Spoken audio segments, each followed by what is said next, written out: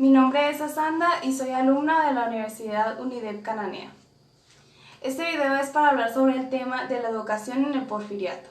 El Porfiriato fue un periodo de la historia de México durante el cual el poder en México estuvo bajo control del militar oaxaqueño Porfirio Díaz en los años 1876 a 1911, donde nuevamente la educación giraba en torno a la situación por la que el país atravesaba, dejando entrever que la mayoría de la población era gente humilde y de escasos recursos que había quedado en la miseria después de la lucha de la independencia.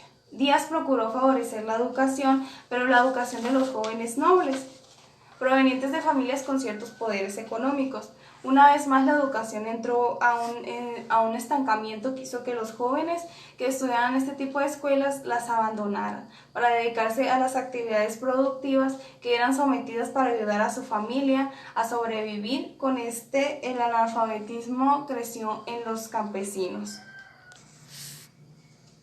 Gabino Barreda consideraba formar la conducta, donde lo logró en la Escuela Nacional Preparatoria, que se constituyó de individuos cuyos conocimientos e ideologías los hacían los más viables conductores de la economía en el Estado.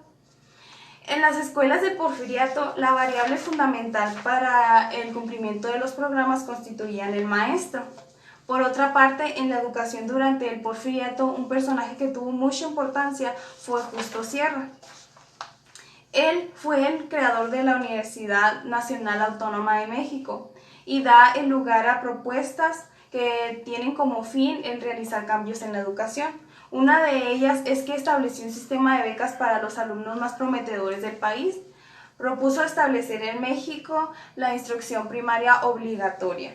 Asimismo, en el Porfiriato ocupó importantes posiciones en la educación pública en México, donde en 1905 fue nombrado secretario de Instrucción Pública y de Bellas Artes.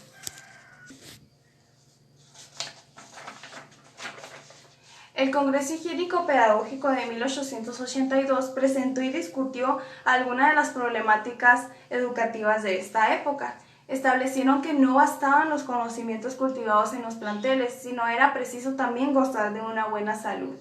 El Congreso Higiénico-Pedagógico tuvo importancia por varias razones, ya que fue señal de la preocupación que el Estado en general tenía por el niño, preservando su salud física, mental y espiritual, aprovechando tanto los avances de la pedagogía como los de higiene. Se empezó a hablar de construir muebles acordes con su tamaño de los niños.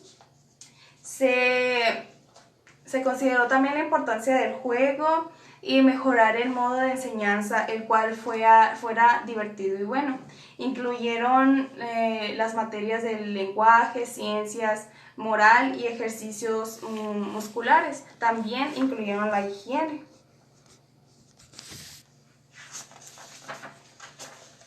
En México, las escuelas normales son las encargadas de la formación de los maestros de educación básica.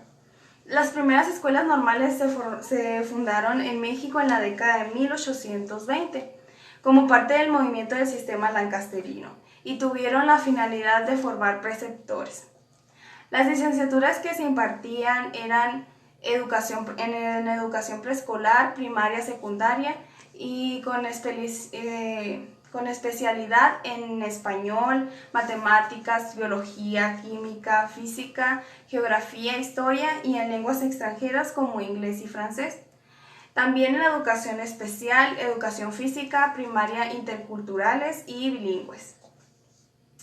La Ley de Instrucción Obligatoria de 1888 se estableció cuando Barreda comunicó en 1887 la idea a la Comisión de Instrucción Pública de la Cámara de Diputados, formada por Justo Sierra, Julio Zárate y Leonardo Forduño.